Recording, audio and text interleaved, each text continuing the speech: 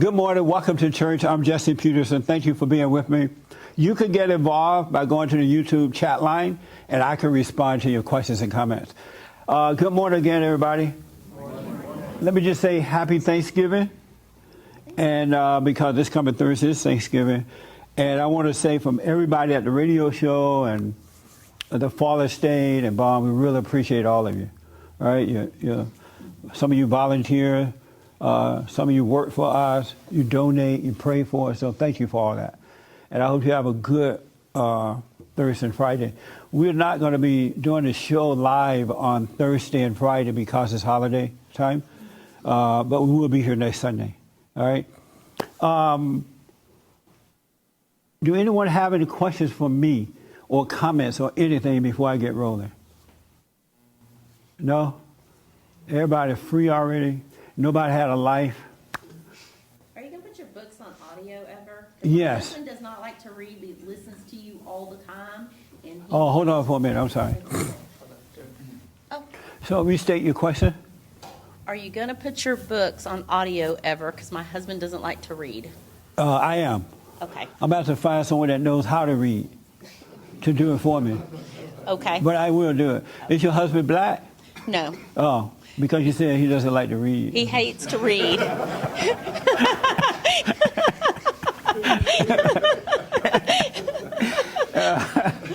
First thought was he was black. No. Do you see how like that one is? That's his son. Oh, but sometimes black guys make babies with white women, and the baby come out white. Okay. Look at that one.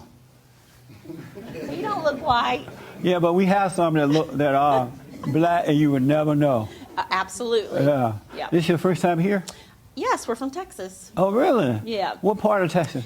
South of Houston. Well, welcome to LA and welcome to here. Thank you for coming. Yeah, we had to make a trip here to see you. The only Sunday he's been off, so we're here. That's amazing. Any questions for me or anything? No, just the audio. We're just wondering about the books. You came all the way to ask me that? No, just to hear you, actually, to hear you. But I did want to know about I'm the glad, books. whatever reason is. Thank you for coming. No problem. All right. Is this your first time? You from Texas? Any questions for me? No, sir. What's your name? Okay. Oh, give her the mic. For me. Here. No, I have no questions. Are you nervous about the mic? It doesn't bite. Because we're in theater, I don't use a mic. You project. Oh, I see. You're in theater? Yeah. All right. And so you shouldn't be afraid of the mic. Yeah. Have you overcome your anger? What? Do you still have? Do you watch my show? No. So they just were like, hey, let's go. I'm like, cool. Oh, okay. She's new to you. Oh, she is. Everything. Really? Yeah. Well, hang in there. You'll see what I'm about in a minute. All right. All right. And you from Texas too? Yes, sir. And how old are you? I'm 13. Hey, 13. And you watch my show? Yes, sir. You do? Yes, and what sir. do you think about it? I love it. Oh, right on. What do you love about it? One thing I am impressed about is that you never get mad when you're talking to people. Yeah. But I just love the stuff you talk about, and I love your beliefs and stuff. So. Right on, man. I'm glad you're here. Any questions for me or anything? No, sir. All right. And how do you deal with your parents when they're acting out? I listen to them and try and not make them mad. Make sure you remind them when they are getting mad. Hey, you need to calm down. You're angry. Okay, when Daddy acts up, you remember, Mr. Peterson told you to tell him that. That's Okay. right. All right. Say, Dad, cool it. You're acting like a beta male. And he'll stop. No man wants to admit he's a beta male. All right. Well, I'm glad you came. Thank you. All right. This is not your first time, right? I've been here a couple times. Oh, yeah, that's This right. is my second time. This is your son's first time. Yes. What's your name? Teth. And how old are you? 12. And do you watch my show? No. So you have no idea what I'm about, right? No. All right. Well, I'll get to you in a minute. All right. Anybody did you say you have a question or comment? Okay.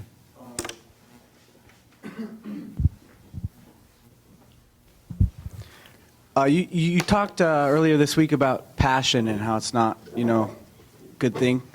And I make music and sing and play piano and stuff, so I'm trying to find a way of, because I want to feel it and put my heart into it, but I want to distinguish the difference between having passion when I'm singing on stage or playing, and not, So I Are you a wonder- passionate person? I think I haven't been in the past, but I realize from hearing you talk about it how it's a destructive thing because you can have attachments to things, and it kind You of say has. you have been, but you're not now. I have been in the past, Are you but I'm passionate now? no longer. You're not passionate. But when I play and sing at the piano, I'm trying to figure out what that is because I'm feeling it and my heart's in it. Yeah. But I guess But you can let yourself, when you're doing your music or you're acting, you can let yourself, it's just a role you're playing. And Right. once you're done with it, drop it. So it's like a cheat code to have the outlet of passion. Yes. Just hold on to it until you're done with it and let it go. All right. Yeah. Thank All you. right. Okay. Anybody else? Okay. Right here. Yes, sir. I'll go first. Okay. Hey, Jesse, I've been listening to you for about a year, and I love what you do. So Thank you, I'm man. really I'm from Ohio, actually. I had a wedding yesterday, friend. Wow. And What's your name?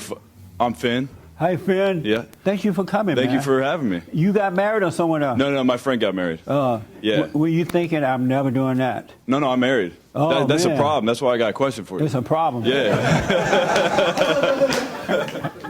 Did you try to warn your friend not to do it? You know how they have the wedding cards? You can buy a wedding, anniversary, sympathy. I bought him a sympathy card. I said, sorry for the sad time. Yeah, and when the preacher said, if there's anyone here who think that these people should not get married, did you raise your hand? I did it. I let it slide. Oh, okay. They didn't even ask. It was a woman preacher. She didn't even ask. A woman did the wedding? Yes, sir. That wedding is not going to last. It started out wrong. Anyway, go ahead. Okay, so my question is, when I married my wife, How long you been married? we been married 4 years. Four years? 4 years. Oh, Yeah. okay. I'm 31, so Oh, yeah. 27. It was a shotgun wedding. You can still see my stepfather's gun in the background. I know about those. Yeah.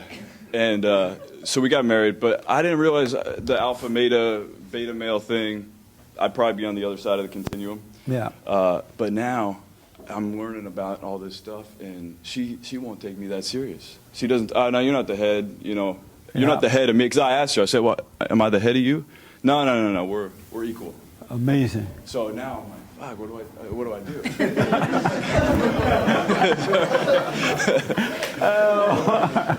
Oh, man, you're in a mess. Yes, sir. You have children? 2. Really? Mm-hmm. Oh, that's sad. Especially now that you're just waking up. Exactly.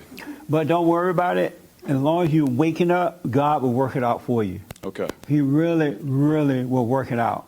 Because you're becoming his son, and he loves his children. He will work it out. So just take it one day at a time.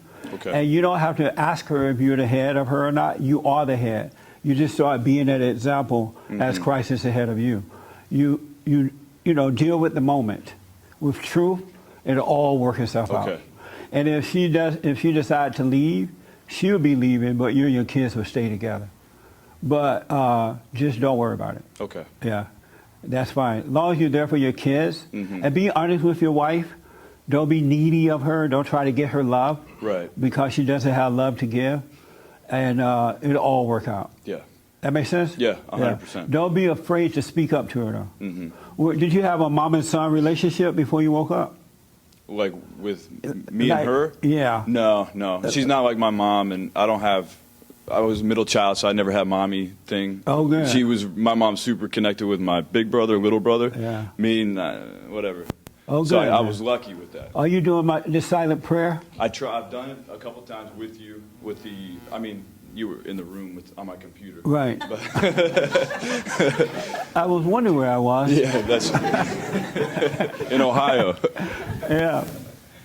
And any questions about that? No, I just got to keep. My problem is I don't have a problem with the consistency. I even did the meditation apps, and we were talking earlier. I just have the problem with sticking with it. That's a shame. Yeah. Because if you don't put seeking the kingdom first, you're not going to make it. Okay. You got to seek first the kingdom of God in his right way, and then everything will be added. But if you don't do that prayer so you can stay aware, then you're going to suffer. Okay. Because you're going to be walking in darkness. God wants you to have his mindset. He wants to renew your mind. Because right now you have a beta male mind. Female. But he'll renew it. Okay. That's what men and women. He will renew your mind, but if you don't stay with the prayer so he can stay with you, then it's not going to happen. Okay. Why not do it every morning and night? I do the Lord's Prayer every day, and I have my own prayers, affirmations, but I haven't stuck with the silent prayer. So you do the Lord's Prayer, like Our Father, Correct. and then you do your own thing? Yeah, and I listen to a couple of gospel songs. Amazing. Yeah. So I Cut do. that out, man. Okay. I mean. You don't need all that. Okay. I know you've been taught that. No, I wasn't taught that. Well, how do you get all that? Well, What's your affirmation? It's like, I am strong, I am a leader, things like that. Oh, you get up and lie to yourself? Well, I mean, I'm tricking myself, maybe. No, you're not. You're being tricked. Okay. Just because you say you're strong doesn't make you strong. You have to know that you're weak, and then you shall be made strong. Okay. Confirming it like that is a waste of time. Okay. All you're doing is deceiving yourself. Now, would you agree that your silent prayer is a meditation? Because when I've done, I feel like it's. But you're not going to meditation. meditate. You're going to let go. You want to observate. You want to. Okay. It's going to bring you out of the darkness of your imagination. And then you're going to watch the devil trying to tempt you, and not get, when you don't give in to him, he get further and further away. Because in those moments, God is renewing your mind, and you will have the mindset of Him. You've been lost in your imagination. When you were traumatized, you went there to escape and try to survive, right? Now it's time to come out and become like a kid, because children are not in their imagination like that. They can see what's real. They speak up about it until they smack down. They're made to anger. But you don't want to control your thoughts. You don't want to pick out the good ones. You don't want to deny them. You just want to observe them. Okay. And it's God who is allowing you to see. So I wouldn't call it a meditation, but I know what you mean. Okay. You don't want to hold on to those things at all. That makes sense? That's amazing. Yeah. That's good. Yeah. I And so what I recommend that you do your little hoop and a hop, your affirmation thing. And then you could do the Lord's Prayer. There's nothing wrong with saying the Lord's Prayer. Not at all. Right. And then do the be still and know God. Okay. And you'll see the one you need. It's real simple. You only need one. But there's nothing wrong with doing the Lord's Prayer. Okay. All right? Any other questions? Not for now. Thank you. Yeah. But don't try to please your wife. I don't. Don't try to prove that you're over her. You are over her. Christ is the head. God is the head of Christ. Christ over women, over his wife, and the wife over the kids. Okay. It's the way it is. So you don't have to prove it. Yeah. I believe you. Yeah. Good, man. And did you have a question? I did. This is your first time? Yes, it is. And are you from Ohio as well? No, I'm not. Where are you from? Where are you from? Originally from Colombia. Really? Immediately I thought of coffee when you said that. Really? Yeah. They have the best coffee. We do. Did you bring some? I did not. No, I'm kidding. Next time I'll bring you some. You live here in LA now? Yes, in Oh, Santa good. Monica. What's your name? Victoria. Oh, good. Thank you for coming. Thank you. You have a question or comment? I do. Okay. So my husband and I, this is my husband, we've both been Is he listening to you. beta or alpha? Do I have to answer that? Ooh. By you not answering, it says... I think Oh. I think that he is beta, but he definitely wants to be alpha. Right on. Yeah. And my question was, when we've been listening to you, and I think we're both waking up. Yes. I think we're at different stages in our sanctification process. I became a Christian last August, and he found the Lord in December of last year. So I feel like I'm a little bit more ahead of him. And there are times when we argue, and I don't want to get angry, but because of his reaction, I'm trying to get him back to not get angry. We both end up getting really angry. Right. So it doesn't work. I totally understand that. And your question is what? How do we stop that? How do I not get angry? How do I get my place of being, he's the head of the family, so I need to, but then at the same time, I want to guide him because I know that he's about to do something that's not good, or I want to prevent him from, so that mother thing comes in me, And he hates that. He does not want me to be his mother. And I Right. understand that. And I do not want to be his mother. But if he only listened to me the first time and did it, I wouldn't have to repeat it. Yes, mother. You should I don't have know if listened that- the first time. Amazing. I want to talk. We talked about this in the women's forum. We have these meeting for ladies on the third Thursday night, and that subject came up because there's a particular woman there who was trying to recreate her husband in her image. Do you remember the meeting that we had about that? Were you there? I What was would there. you say if you were walking down the road, your halo was on, was turned on, and this young lady asked you, "What do I do?" What would you tell her? Come here like you did. That would be the first thing I would honestly tell her, is to find someone like you, or find a way to, I guess, bring him down. Or really, I believe that you have to let people be in their chaos sometimes. So I would tell her, walk away and just let him stew in whatever he's, going through, because you're only in charge of yourself, not him. Because if he really is your head and he's going berserk, what are you supposed to do? You know what I mean? Other than step away. You can't do anything if your quote unquote leader is spazzing out. What are you going to do? You just have to walk away. So I don't know if there is a right answer, but that's what I would tell her to Yeah, do. there is one. This is so good. Right in front of you, give her the mic, and then bring the mic here too. Oh, here. Oh, you have it. Okay, go ahead. I just say let them be and show the example. And that's it. Okay. Yes, sir. This Why your do- first time here? Yeah, first time here. Are you married? No. Have you ever dated? Yes. Have you ever been married? Yes. Oh, good. What would you say? Why do women always seem to accuse men of being the ones with the emotional reaction in situations like that? Even in my previous marriage, I was never one to really get overly emotional. It would be more in reaction to them being emotional. How many times have you been married? Once. Once. Oh, okay. I'll come back to that. That's a good question. Shirley, you were at that meeting when we were talking about that. What were you saying to her, this young lady? I want to come back to that. That's a very good question. Yes. I would say, like, if you look at Jesse, he doesn't get angry. So what does his reaction have to do with you? Why are you, why you have to kind of work on you. But I know Let her have the mic. Why do you? Why do know you get exactly angry? why I you know get exactly why. And why? Okay, I'm just going to give you an example. For the past, I don't know, couple years, I knew that something was going on with him. I instinctively knew it. He was having little symptoms here and there, so I kept telling him, you need to go check yourself. You need to go check your heart. Realize something physically wrong. Physically wrong. Right. Okay. And he would just brush me off. Yeah, okay. I work as a corporate flight attendant, so I usually leave for maybe 15 days at a time.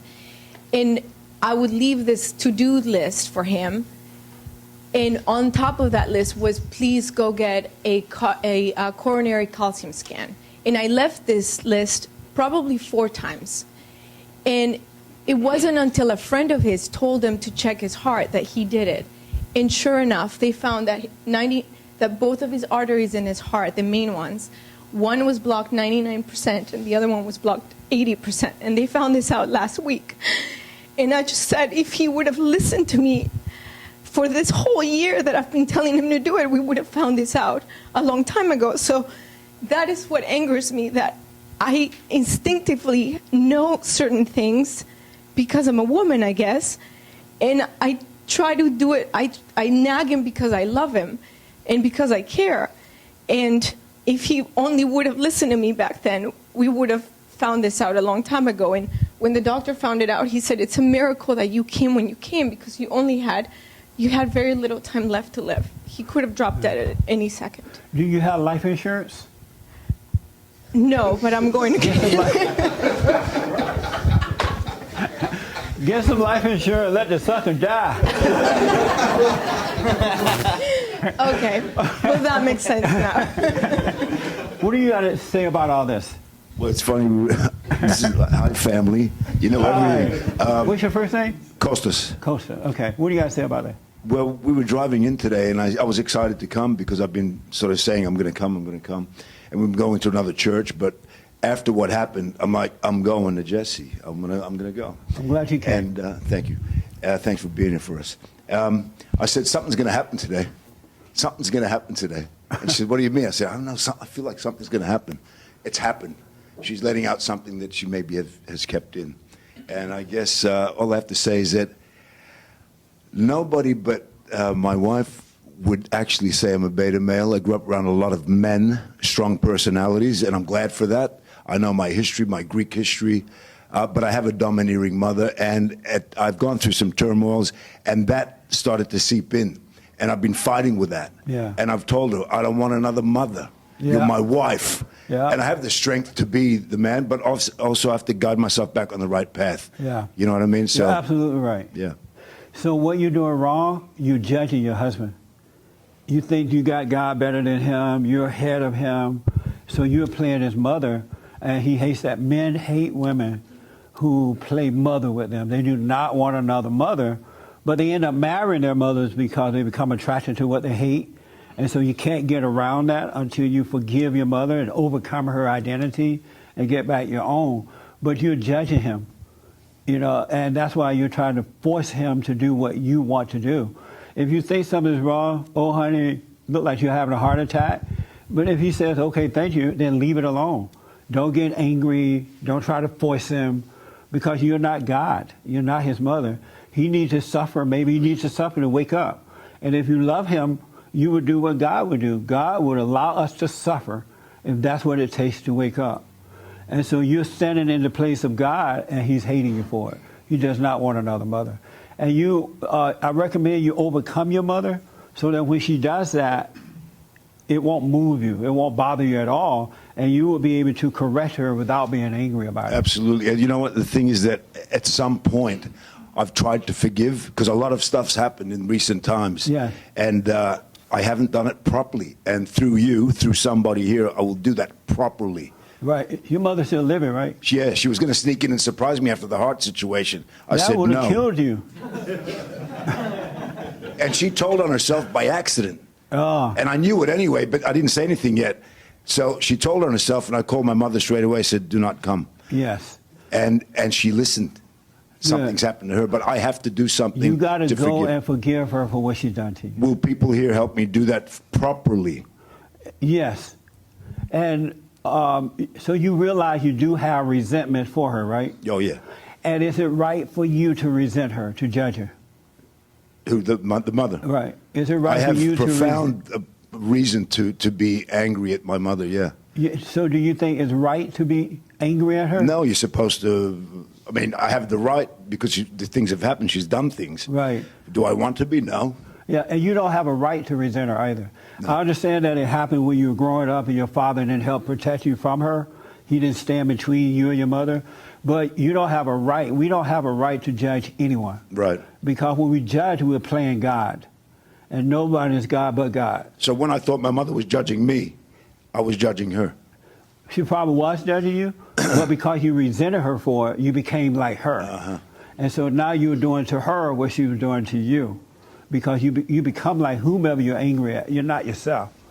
And so you need to realize she cannot help herself. Mm-hmm. She literally can't help. She hates her mother. Her father was weak. It just goes on from generation to generation. And so I recommend you go to her and say, hey, Mom, I have resented you because you were so dominating, controlling, whatever it is, right? You were a B. You can use the B word. And I resented you for it, and I'm sorry for it. I'm sorry for resenting you because I become like you. And if she says, I'm sorry, that's fine. If she doesn't, that's fine. If she starts crying, that's fine. If she starts yelling and screaming, just look at her like you're watching a movie. And let her act out, because she doesn't want to admit that she's wrong. She can't have it. She's not ready for that, right?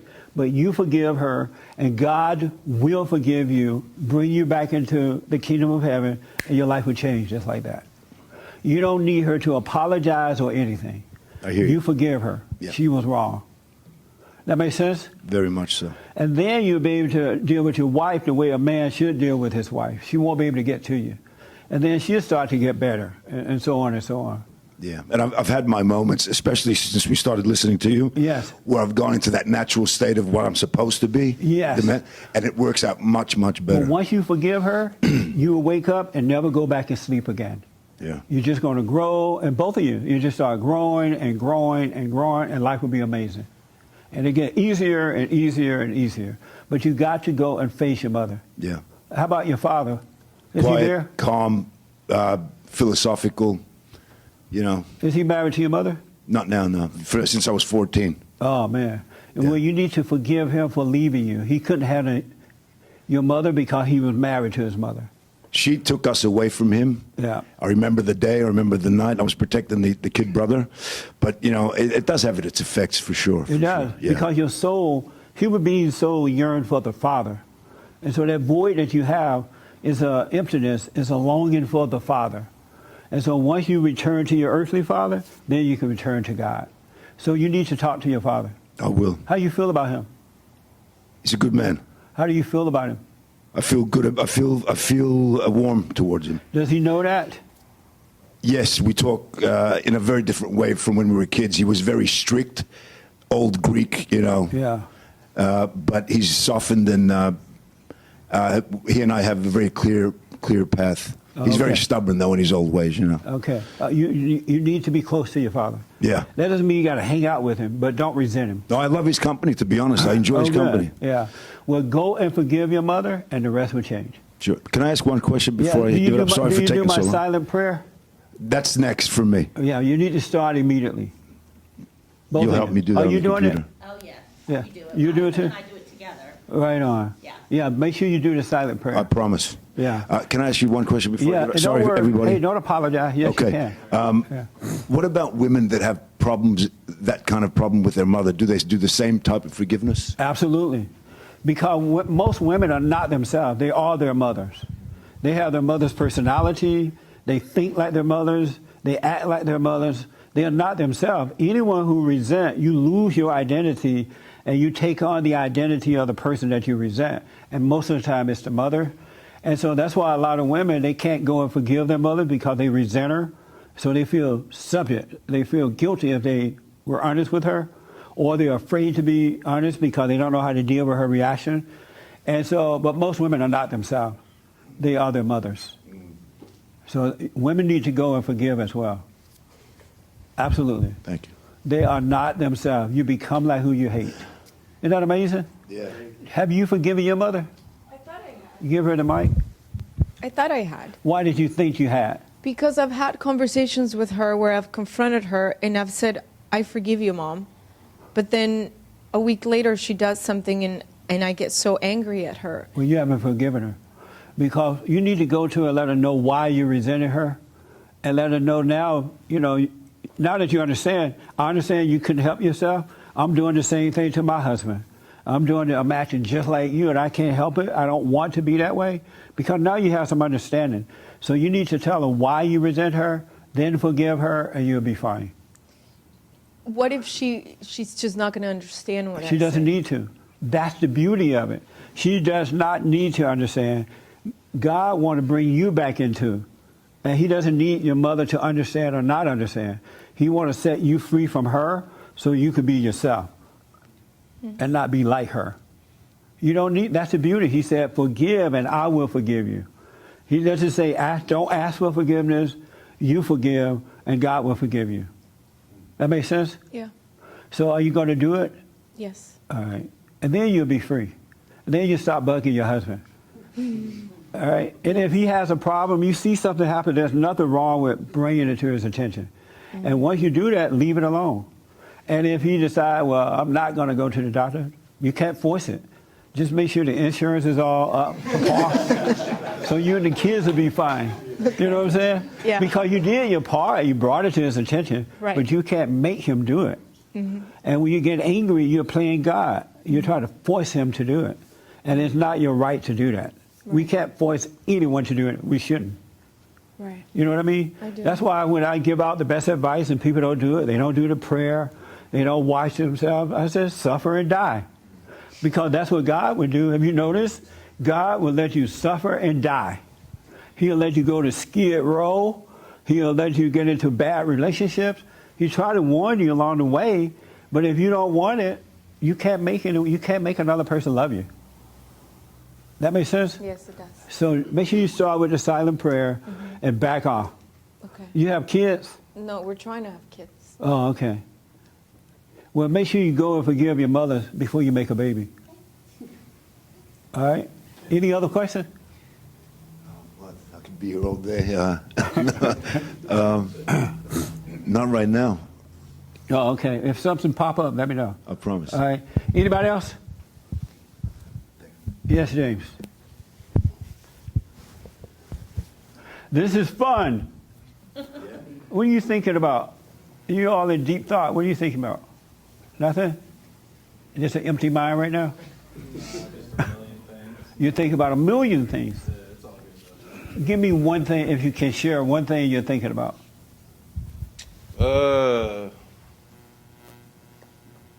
I don't know, 25 things at once. I can't tell. Give me 2 of the 25.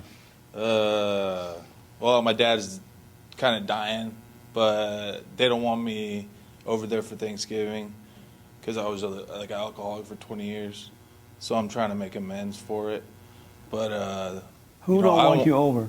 The family. Does your father want you to come over? I don't know. I haven't spoken with him in 3 months. He can't talk anymore. Oh, he can't talk? Yeah. And they're telling you not to come over because you're an alcoholic? Well, I told him that I quit and I'm fixing myself. So it's just nobody really wants me over there, and I don't want him to die without me saying goodbye. Yeah. So This your mother and other family members that don't want you no, over? just my father's side. Your father's side of the family? Yeah. They don't want you there. No. That's evil, man. I burned all the bridges for the last 20 years. That's why. Oh, have you caused It's a my lot fault. of problems for them? Well, just isolating myself from them. Just isolating yourself? Yeah, just keeping myself away from them just because I would be drinking and no one else drinks. That's the only reason they don't want you there? They're like, Well, you and haven't I gone rage. into their lives and caused a lot of problems? Yeah, kind of really like mostly issues with, just relationships with all of them. So Oh, I see. pretty much burned every bridge. Can't you apologize and say, hey, I realized I was wrong, and I'm sorry, and I want to see my father? That's what I've been doing for the last week, but it's a lifetime of, That's amazing, man. yeah. It's How all are you right. feeling about that? Well, I'm going to try to go make amends and actually be there. I've been 1,000 miles away for the last couple of years, so. Why did you become an alcoholic? Makes all your problems go away every night. And then the next morning they're still there? Yep. Yeah. Do you know how to overcome that? I'm figuring that out right now. I'm with my brothers and everything. We're doing everything we can to identify all the issues and get over it. So. Oh, okay. Yeah. Well, the one thing I encourage you to stop saying is that you are an alcoholic, Yeah. because you're not an alcoholic. You're an angry man separated from God. Yeah. And as a result, you use alcohol to feel better, to try to survive. Yeah. And because once you drop that anger, the desire for alcohol would disappear too. You won't need it because you'll have perfect peace. Exactly. So whomever you're angry at, even if it's at yourself, you need to let it go. That's what I'm trying to do. Yeah. Are you doing my silent prayer? No, I pray to God in kind of my own way. How did you find us? This your first time here? Yeah, with Josh. Oh, Sperling, okay. and- I want you to, what did Josh tell you to do about your issues?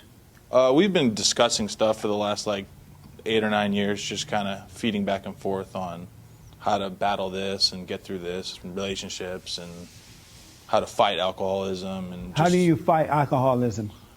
just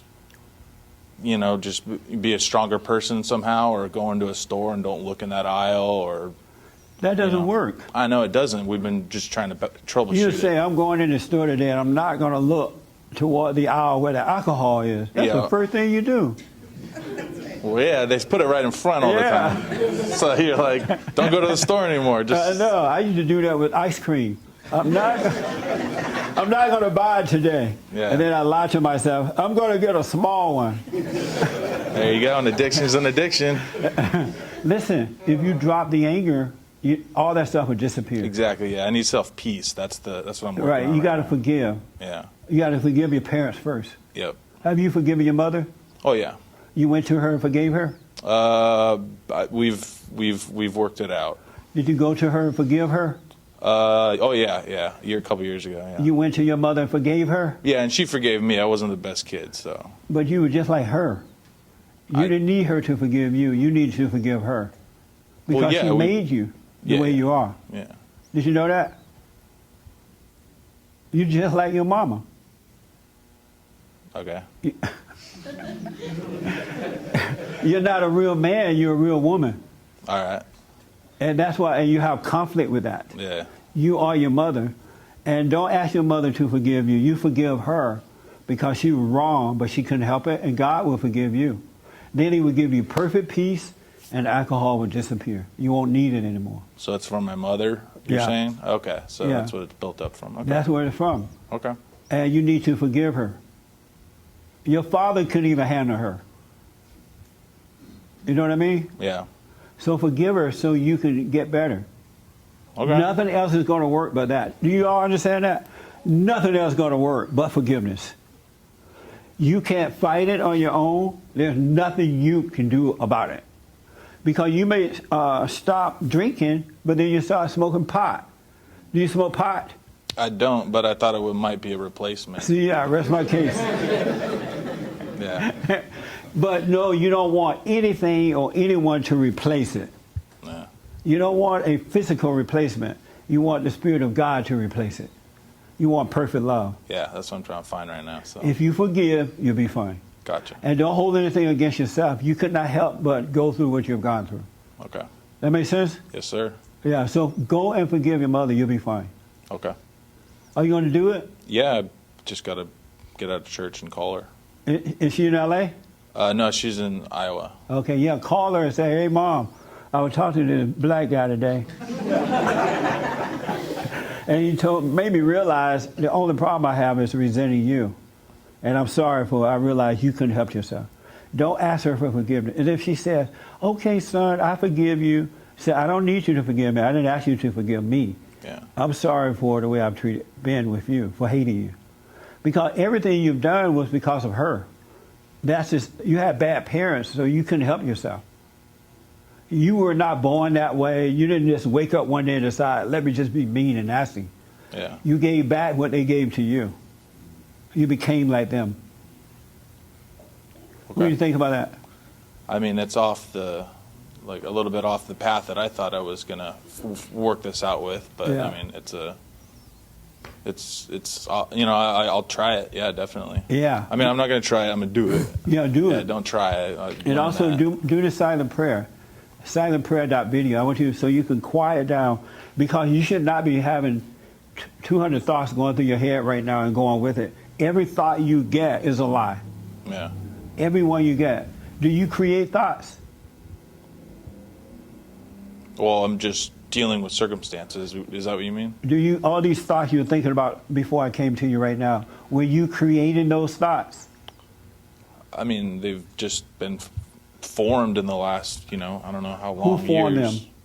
I'm probably in my own head. You formed them yourself, or someone else did in your head? Just reactions to daily life, I guess, that trying to solve problems. Let me just tell you this. Satan is your daddy, and he formed those thoughts. Okay. And they are all lies. And the reason that he's doing that, because he wants you to believe the lie. And when you believe those thoughts, you can't believe the truth. But when you doubt those thoughts, then there's nothing left but the truth. You have to doubt every thought. All of them are lies. So he's trying to make me confused. I'm sorry? So he's trying to dwell in confusion. Yes. So that I can't concentrate, and I'm. That's right. Okay. So that he can make you destroy yourself. Gotcha. And so that he can keep you from the presence of God. God is in the present, right? Not in the past, not in the future. And as long as he can feed your thoughts and you believe that stuff, you're never going to have faith in God. And so he constantly on you to keep you from the presence of God. But you got to doubt every thought you get. Everyone. Even if you use something that already happened, that's not true, because that's not who you are today. So no such thing as a past or a future. God said, come into my present. You got to be in the presence of God by staying out of those thoughts. Okay. That makes sense? Yeah, because I have no control over the future, and the past already happened, so that's just regret. So Right. living in today, right now, this That's second. all that's Okay. important. All right. And That's if all you- I have power over, right? And you don't even have power Well, over that. okay. But God give you authority over it because you're with him in the present. Okay. But there is no past.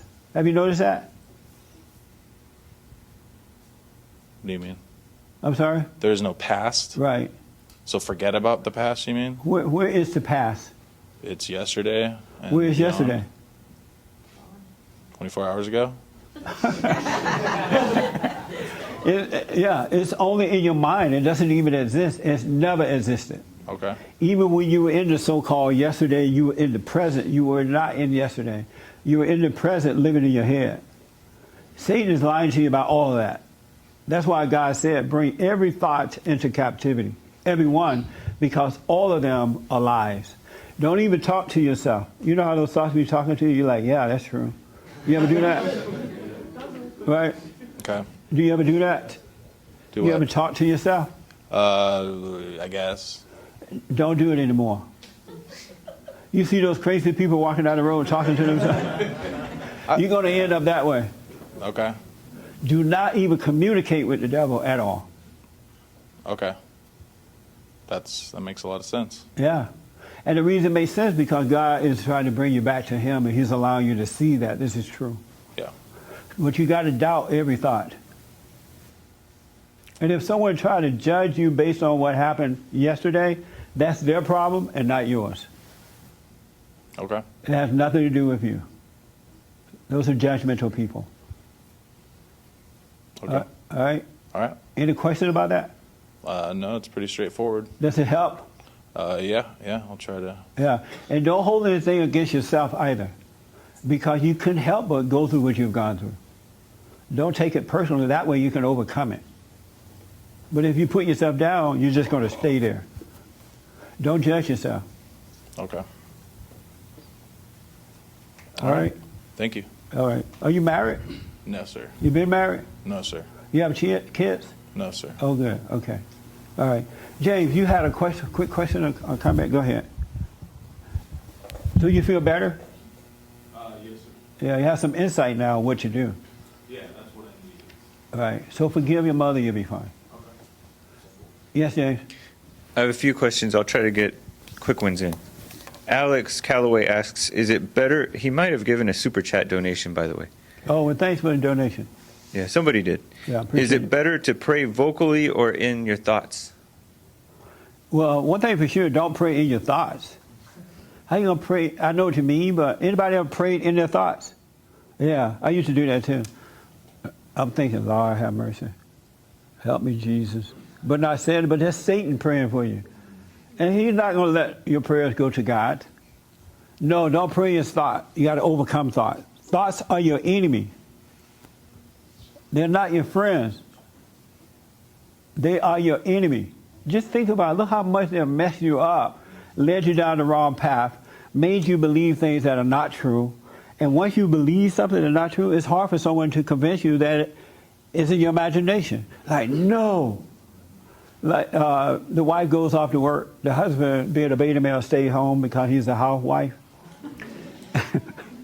And the wife comes home.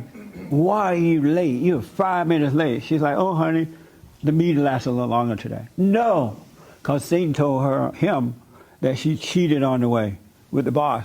And he's angry about it. And when he's angry about it, there's nothing the wife can do could convince him. Nothing. She just has to say, okay, be mad. Because he believed into a lie. Absolutely believed into a lie. So all thoughts are lies. Super Dave asks, why should he not have any friendship with a single woman the way he has guy friends? Who? Super Dave. Because he's a beta male. And he's going to try to have sex with them. And you'll be telling women all your problems. Have you, any guys ever told women your problems?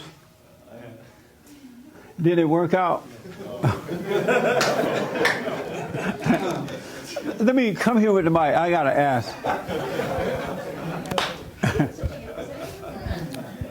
Who did you tell your problems to? The woman that you told your problems to? Was it your wife or your girlfriends? Well, my wife and that relationship went downhill. Yeah. And pretty much, I got on like online dating. Oh, and beta. And I pretty much talked to all of them about just problems between men and women. And even though pretty much everything I was saying was true, they rebelled against it. Yeah. And so it got to a point where I just said, it doesn't even, it's a waste of your energy to argue with a woman about anything because they don't have understanding.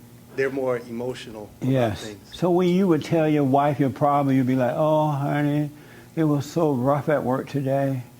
I just can't hardly handle it. Yep. It even got down to one point where I was having problems with a supervisor. I used to be a fireman. Oh, really? And I came home, and you watch these movies and you see the man, break down and cry because he can't take it, and the woman, it's going to be all right, honey. And it's man. it never goes that way in reality. You Never. broke down and cried? Yeah, I did. Ooh. Oh, yeah. I'm glad your wife left you. Yeah, me too. A man should never, oh lie, si senor, mamma mia, si senor, hold your wallet. Tell a woman his problem. Never, no expert woman, no preacher woman, no TV woman, no woman at all. Don't even tell your mama. They can't handle it. You've done that? You told your mama your problems? A few times, yeah. Beta! His dad's working on them. Oh, good. His dad's working on them. He keeps Go to sending your lines. father, man. And the reason for it is not set up that way. That's why. This is order of God in Christ, Christ in man, man over woman, woman over children. It's not in the woman's nature to handle your problems. She can't even handle her own problems. She needs you to direct her in that. And so when you go to them to tell, they're just judging you. They're like, oh, tell me all about yourself. Oh, I'm a thief. And then for the rest of your life, they're going to see you as a thief. You can get up and walk on water to go to work. She's going to think, that thief. 40 years would go by, and she would say, you're trying to act like a man right now. You are a thief. I remember we used to steal. That's not in the nature. You understand that? And don't let the world say, oh, you hate women. We're all equal. You can do it. They're lying to you. The world is lying. And that's what they're supposed to do, deceive you, weaken you. Yeah, children of the lie. Do not do that, men. I've done it too, so I'm guilty of it. I was a baiter. I didn't know it better. It never worked. And then when you tell them your problems and you get better and you don't do it anymore, they still believe you're still doing it because it's not in the nature. That makes sense? Do you agree with me on this? Yes. You do? A man should never tell a woman his problems? Correct. What is she going to do with your problems? It doesn't even make sense. But I understand in that fallen state. But he is now an alpha male. He is? Yeah. How do you know? Because I know him. Oh, yeah? Mm-hmm. You believe her? Yes. To me, he is. Yeah, I know. I'm playing with you. To me, he's an alpha Well, male. I'm glad. Are you an alpha male now? I'm growing into it. I think I'm like 90% there. So you're not an alpha male yet? Not quite. Not quite. I understand. So you asked a question earlier. Restate your question. I don't remember the question. About something, why do women... Oh, yeah. Why do women, when they're in a conflict with men, they always seem to project the man as being the emotional one? Yeah. When the man might be trying to overcome their emotional state and impress the point of the whole discussion. Yeah. But they can't help it. Yeah. Women, it's hard for women to admit that they're wrong. Yeah. Women are very, very, very insecure. Very insecure.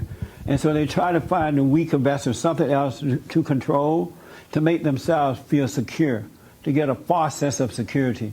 They really can't help it, so don't take it personally. I did. Personal. A perfect example was this morning. I have a sister, and we live together right now. And she's on her way. She was on her way to church, and I was on my way here. And before she left, we had a discussion about what it means to be a man and what it means to be a woman. Yeah.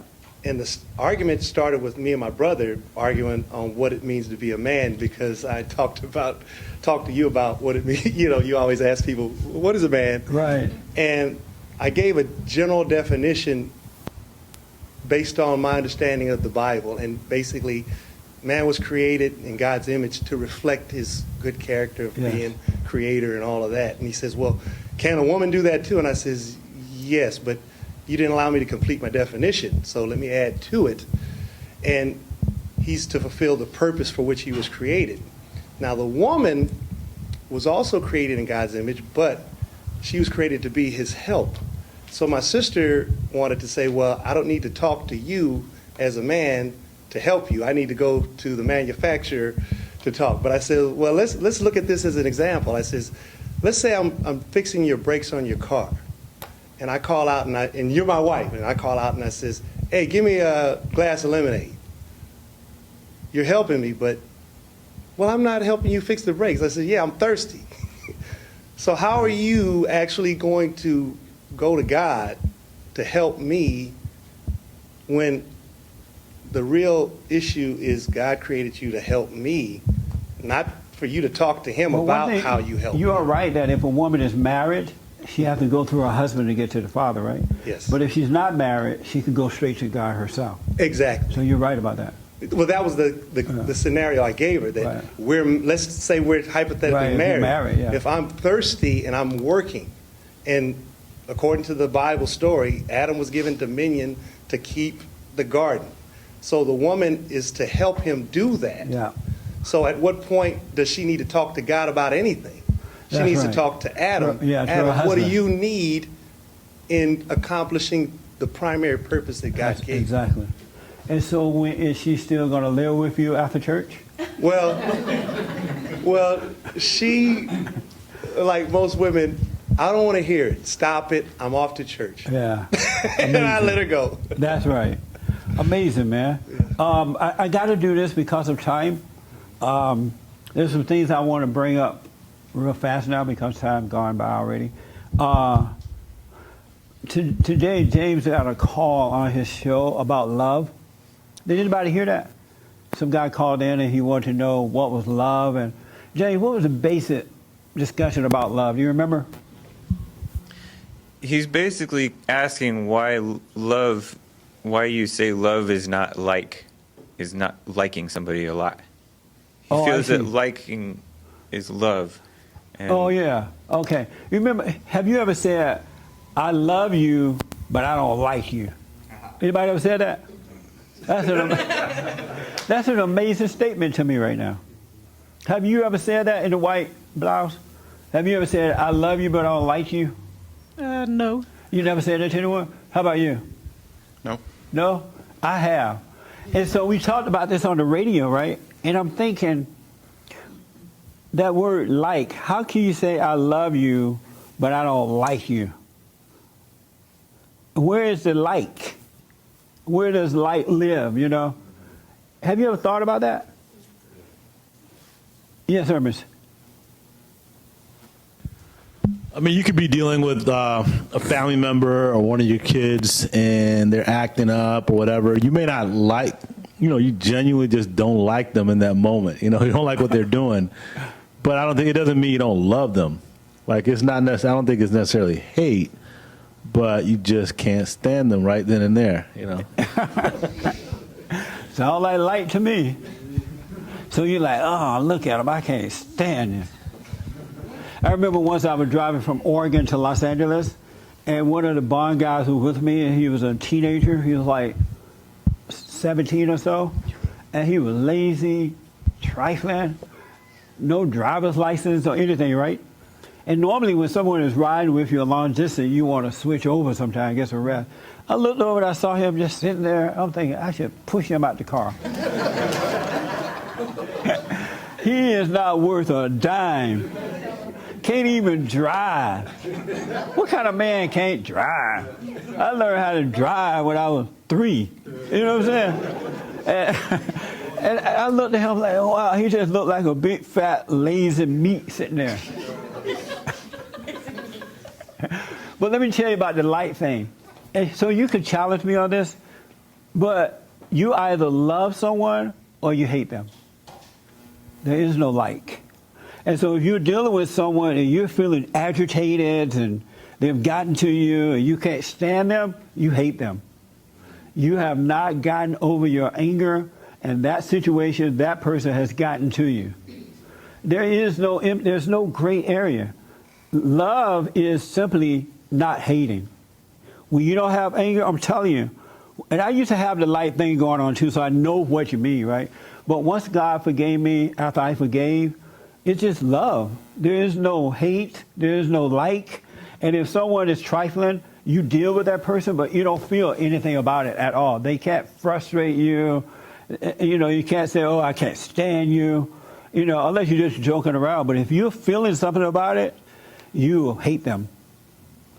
You know, there's no such thing as like. That's another word we've been deceived by. I like ice cream. I like alcohol. I don't like alcohol, but I'm just using you. You know, but with human beings, you either love or hate. There's no gray area. And you're not going to know this until you are born again and you wake up. You come back to perfect love. And in perfect love, there's no feelings, no thoughts, no emotions, no nothing. You only have the emotions because you're in a fallen state. And so in that fallen state, you start to name everything, like and all that kind of stuff, right? I love you. I fell in love with you. Now I'm out of love with you, because you're in a fallen state. But once you wake up, there's nothing but love for even your enemy. That's why I can argue with my enemies without them getting to me at all. They don't get on my nerve. They don't embarrass me. They don't put me in fear or anything, because I don't feel anything for them. I just don't hate them. So when you get over that anger, the thing that's missing is the anger. And love is a light unto your feet. It's not based on how you think or what you feel or what they feel about you at all. So it's either love or hate. It's not like. Great black hole. Isn't that something? Yeah. It's not like. Anybody disagree with that? I'm telling you. Yes, sir. Right here, Esther. I like hanging out with my friends, because even though we might have disagreements and arguments, we have this coming together where we elevate each other. Like, I got a best friend, his name's Derek, and we've had some really knockdown discussions where I'm becoming really angry and hostile, but it got to a point where I want to be wrong in my philosophy, and I want him to show me where I'm missing it. So even though we might have some energetic discussions, we elevate, and so we're drawn to each other because we like each other, because we're making each other better men for the interaction. So when I get into those discussions with my friends, or anyone really, it's fun. Yeah. I don't mind how heated it becomes with them, right? Yeah. But honestly, I don't feel anything about it. Oh. Nothing. And that's what I want you to know. In God's love, there is no feelings. And yet there's a time for everything. Time to cry at a funeral. Time to celebrate and be happy about it. But once those time passes, you're done with that too, right? His love is just a light unto your feet. It's not a judgment. It's not emotional. You only have the emotions because you have separated from God, and Satan is your father. And that's why once you wake up, you have perfect peace. And it's based on what is right, not what you think about it at all. But you got to overcome the anger. But don't you have to also understand, like, the nature of the person? Like, you will see me it. Understanding the nature of me relating to you as a man versus relating to me towards a woman. Like, I used to hate women, and I hated them so much that I would say and do whatever I needed to do to get what I wanted out of them. Right. But now I don't hate them. I like them. Do you think, because I know how they are in their nature. Why do you like them? I like them because they're goofy. They're goofy when you actually start listening to them talk and you get out of the situation and look at it. Ooh. Goofy. She's like. I give you another example. I'm gonna show you Goofy. I was talking to my sister about marriage and divorce, and she basically got upset that you would get out of a marriage and take half. And I says, well, wait a second. When you were married, you had the whole thing. You had access to the house, the money, and everything. But you honestly think taking away half is going to make you happy? And she didn't know what to say. Because I said, if I give you a whole pie and that doesn't make you happy, if I say, well, I'm going to take half away, would that make you happier? And she didn't know what to say. So they think goofy. Do you communicate with women differently than you would with men? Yes. And why? Because they're a different creature. But why would in different creature meaning what? They don't think logically like men do. But isn't it your responsibility to bring them into that by communicating with them in the same manner you would with a man or a male? No. It's not my. I just accept their nature for what it is. Ooh. And now it's gotten to a point where I can like them and not hate them. And then and then I can separate and love them. Oh man. Yeah. Real fast. What do you say to that?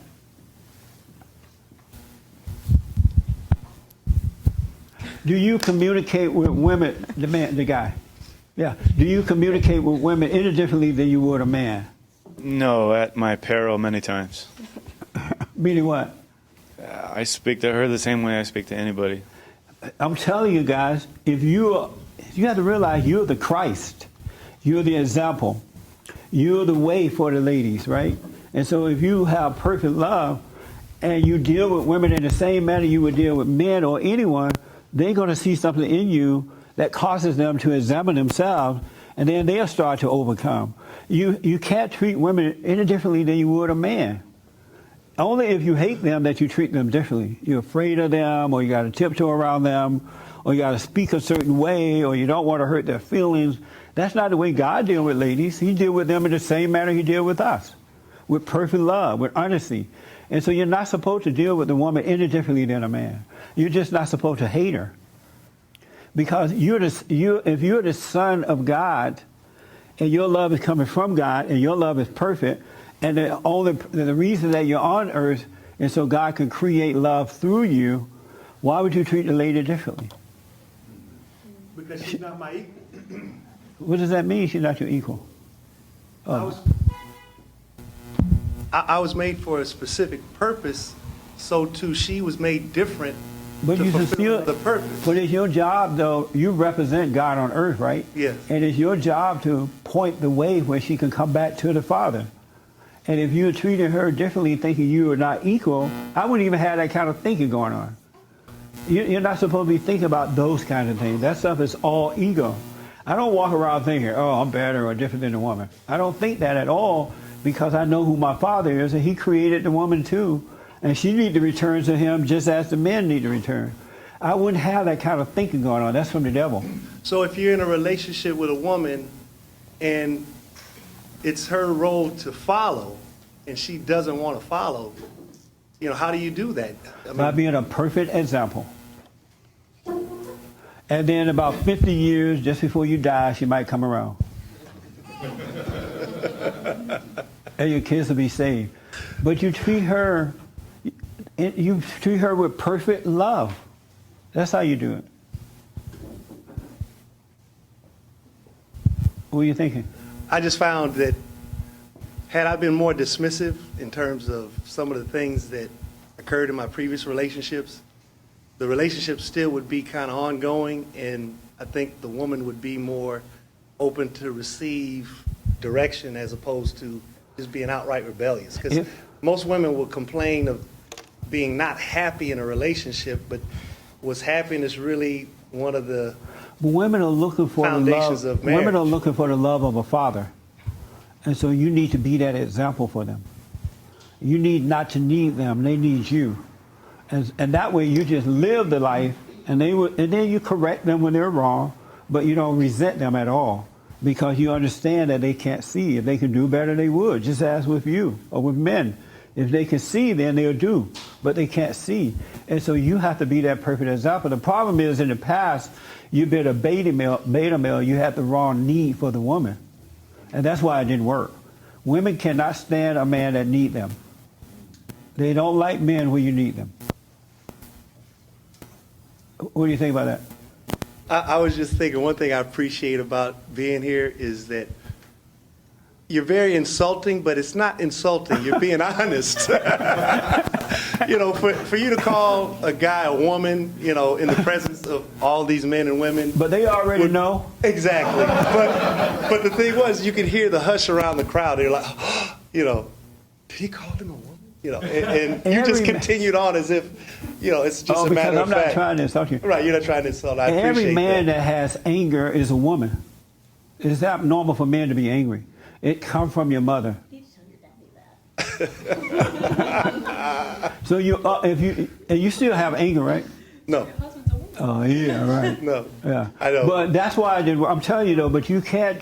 God treats us all the same, with perfect love. And if we don't listen, He let us suffer. So if the woman doesn't listen, let her suffer. But you still treat her the same manner you would treat a man. Be honest with her. Be the same kind of thing. Are you having sex out of wedlock? I was. Are you still? No, I was. I think it's Are you been still maybe doing about, that? No, it's been about 2 months. Oh, that's a long time. No, I'm so proud of you. He needed applause. My name is John Doe. I haven't had sex in 2 months. Hi, Jesse. No, but it was about 2 months ago, and I started listening to you about a month ago. That I just kind of had this revelation in being online dating that I was just really feeding into women's egos. Yeah. And wasn't getting really anything other than just a moment of gratification for all this energy. Right. So I decided to just take that energy and develop myself. So good. Do the silent prayer and cut it out. Don't be doing that. I'm not doing it. I'm not even interested in that. That's because you're not dating right now, right? Yeah, I'm dating. Oh, yeah. You guys are dating? Yeah. Ooh. Was your wife black or? She was black. Yeah. And you're not going black anymore? I would say post-traumatic stress disorder. That's amazing. More likely I won't go back. Wow. That brings me to something. I have a question. Yes. So are you basically saying that women are doomed even if we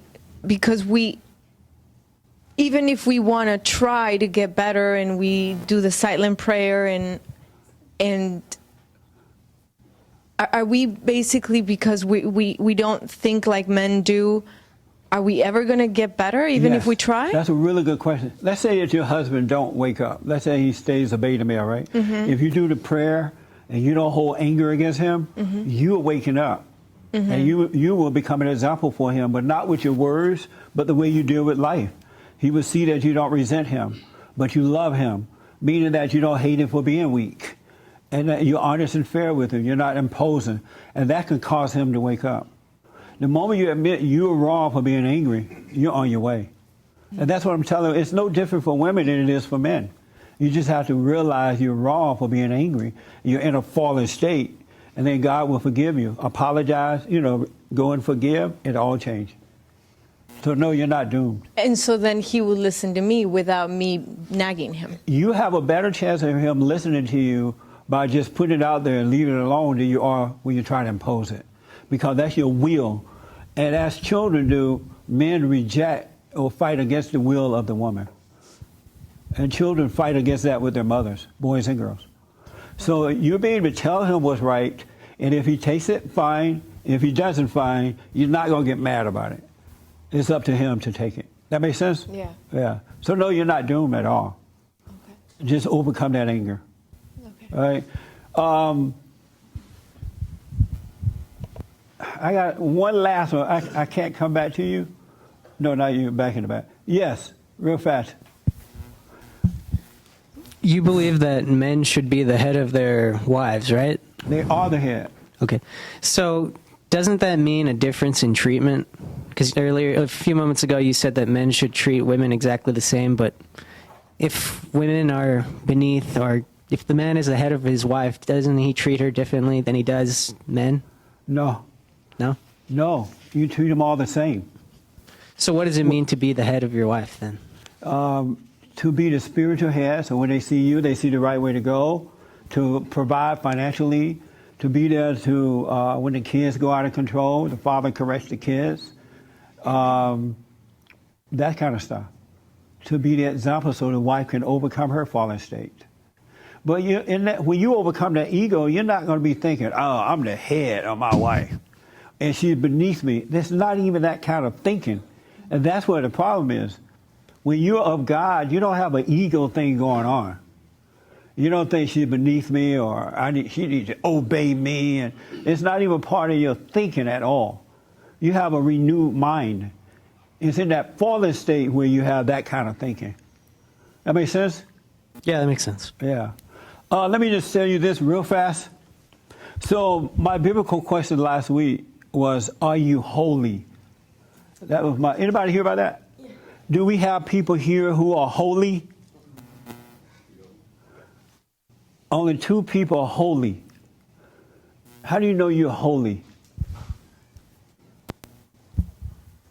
Because since I forgave and I realized that I just don't have anger anymore, that God's will is in me, and that, you talked, that's one of the things I want to say was that you were talking about how we don't have free will.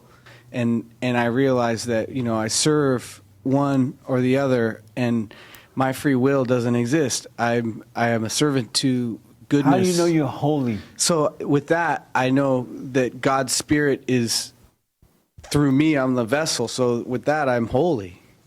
How do you know you had your hand, right? How do you know you're holy?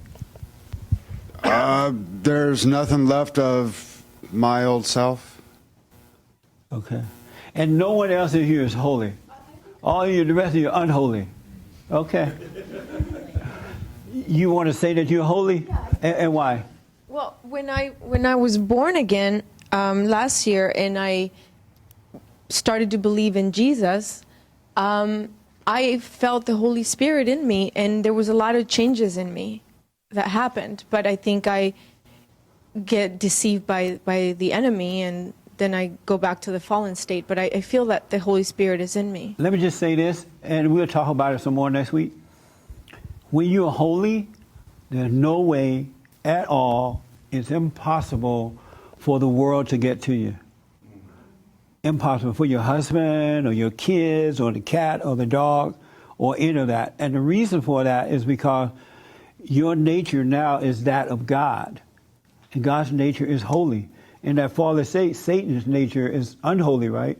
And so your nature is his nature.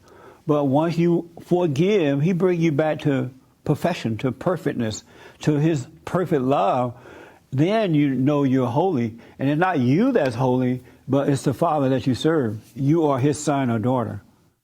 And you don't hold grudges, and you don't judge, and you're not afraid, and you're honest, and you speak up. And like when you were saying that my words are insulting, right? But I'm not thinking of insulting words at all. It's the truth. And it's to wake you up if you accept it. And the reason I bring that up, because I get all these nasty emails and things from people, from Christians. You can't be holy. Only God is holy. No one is holy. And in the Bible, even in 1 Peter, it says, be holy as I'm holy. Be perfect as your Father in heaven is perfect. But Christians don't believe that you can be that way. And the reason they don't believe it, because they have been told that you could be a Christian and still sin. That's why they don't believe it. Because they're still sinning, and sinners are not holy. Matter of fact, you're enslaved to your sin. But once you wake up, you will become holy as your Father is holy. If he's your daddy and you have his nature, why wouldn't you be holy? You're created in your Father's image. Does that make sense? Let me take here and then Cheryl, real fast. Sorry. Just to help me understand, what is sinning? Like, what is a sin? That's a good question. Joel want to answer real fast. Everybody know Joel, the audio engineer, and he has his own business now. He has a dance academy. Yes. What is sin? So she shows up at your dance academy, and just before she make the first payment, she asks you, what is sin? And it's determined if she continues to make the payment. Anger is the sin. Judgment is the sin. When you have anger, you're sinning because you're judging, you're playing God. That's the sin. The sin is not the alcohol. The sin is not the pot. The sin is not having sex out of wedlock. The sin is the judgment, playing God. And then once you stop doing that, and then all these things you picked up in order to try to get rid of the guilt, because that's the only reason you're having sex out of wedlock. That's the only reason you're on drugs or alcohol or lying, because you're guilty. You know, you have conflict and you're trying to feel better because you've been separated from God. That's not the sin. And a lot of people think it's the alcohol and all that's the sin. And so you tell yourself, oh, I don't drink anymore. The Lord saved me from drinking. But you don't see that you went from drinking to something else to feel better. The sin is the hatred, the resentment, the anger, which is all the same. And it separates you from God to be your own God. That's what it means to be born again, to drop the anger, to forgive, stop playing God. Really. Yes, Cheryl. When you say Christians think they can sin and still be Christians, it's almost like you just read out of the Bible, and they believe in the Bible. Right. They say. Yes. But it's almost like they don't believe God when he says something, and yet they purport to serve him. It's funny how they leave out all the good stuff. Be holy is left out. Be perfect is left out. Don't sin is left out. All who sin are slaves to sin. If you say you know God, in the Bible says, if you say you know me and you sin, you are a liar and the truth is not in you. For this reason Christ came, that you might not sin. Sin is of your father the devil. They leave all that out, and then they bring in, pray to God for more money. One day you're going to be better. When you get to heaven, it's going to all work out. And they're making you suffer. Why would I want, if I had to wait till I get to heaven to have peace, I might as well just sin all the way up until I'm about to die and go, oh, God, I'm sorry. But it doesn't even make sense. God wants us to have paradise right here on earth. The kingdom of heaven is within us. And if you drop the anger by forgiving, you can be free. You have paradise right here on earth. They don't believe it because they're dependent on themselves. They don't depend on God. The preacher have told them that you can sin. That's why they think, oh, no, there's no way I can stop sinning, because they are not believing God. They're thinking I can stop sinning, but it's not about them. Well, just think about this, and then I got to go. What if let's say I'm a son of Satan, right? I'm in a fallen state. I have conflict, worry, insecurity. I'm looking for love. I have fear. I have doubt. I have worry. I'm a beta male with my wife. And then I hear about, oh, Jesse, here's a God that can help you. You go to him, you could be free from all that. And I'm like, okay, that's cool. I'll give this guy a try, right? And then I go to him and I have the same problems. Nothing changed. Why would I even bother to switch from one creature to another one? That's not even logical. Why would you want to go to a God that's supposed to save you from all this, but yet you have the same problems? And then you start making up excuses about the problems. Does that make sense? If it's the same God, and then you got to say, well, one day it'll get better. Or something. They make up stuff. Satan gives them excuses. So did that make sense? Yes, I have one more Okay. question. So, like you have the 10 Commandments. So if I were to break a 10 Commandments, am I sinning, or is the anger... You suffer. You bring your suffering upon yourself. But you're not going to be able to keep the commandments until you have the Father and his strength in you to cause you to keep the commandments. You can't keep the 10 Commandments on your own. And the reason that when we keep the commandments, we have a good life. We're not cheating, we're not lying, we're not stealing, we're not whatever it says, right? Because now you have perfect love and you don't break those laws and you just have a good life. But you can't keep the 10 commandments until you come back to the source that gives you the insight to do it. And that's God. That makes sense? Have you ever tried to keep the 10 commandments? I feel bad, but I don't know all of them, but I think for the most part I followed them all. You tried to keep them? Yes. But you weren't able to. Were you able to? I think like the first 3 are probably the hardest, you know? The first 3 are the hardest? Right? What are the first 3? Wait, isn't it like the put God above Yeah, all? love God with all your, yeah. And I Well, think if you that, can't do that, you can't do any of them. Yeah. That's why he's first, so he can help you do it. All right? So my last thing, I got to tell you this. So I'm at a place yesterday, and this is going to be my biblical question. I'm at a place yesterday with some black people, nice black people, intelligent black people, business owners, black people, and the subject came up about black people. And so they started saying, well, black people are never going to get better. They are never going to get better. They are just getting worse and worse and worse. The black men are no good. They're weak. They're out of control. They're angry. They're making babies out of wedlock. The women are angry and out of control. They're never going to get better. So I asked, well, what is the solution then? What should happen?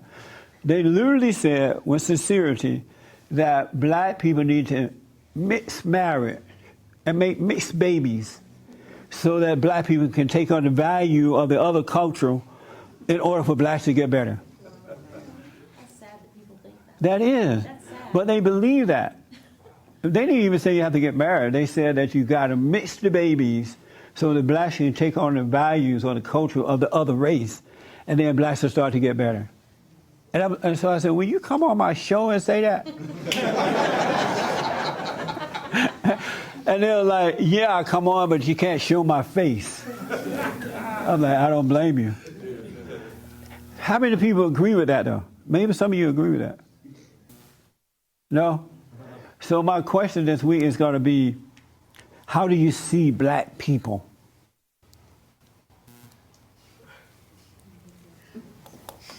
So when you call in, you don't have to give your name if you're afraid. But I really want to know, how do you see black people? Because these people were serious about it, and these were black people. They literally don't think we're going to get better. We're going to have to make mixed race babies and take on their values so that the blacks can get better. Isn't that amazing? This wasn't from white people, it was from black people. So they're serious about it. I can't take any more questions. I got to end. So we're out of time, completely out of time. I appreciate you all tuning in. We have perfect counseling. If you need counseling, we have the best counseling service on this side of heaven. Also, don't forget to donate, tithe, and offering. We need your support. A lot of stuff we got to get done. What else? We have books and T-shirts and all that kind of stuff. I want to encourage you to pray. For 29 years, I've been doing the prayer no matter what. I make sure I pray the first thing in the morning, last thing at night, and God is renewing my mind. You can't change yourself. He will change you if you come back to him. Make sure you put the kingdom of heaven first before anything else. And I want to encourage you to stay with it, too. If you stay with it, you're going to realize, wow, my life is not the same. So stay with the prayer, stay with watching yourself and knowing yourself and being honest, and it will all work out for you. Don't give up. Do not give up. Because remember, you're still dealing with temptation from Satan. He's still trying to talk to you to get you to believe back to him. But eventually, he gets further and further away where you don't pay attention to his voice anymore. Only God's voice, the voiceless voice. All right?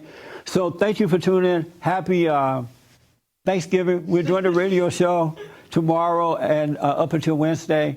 But we're here on Sunday. And thank you all for coming. I absolutely appreciate it.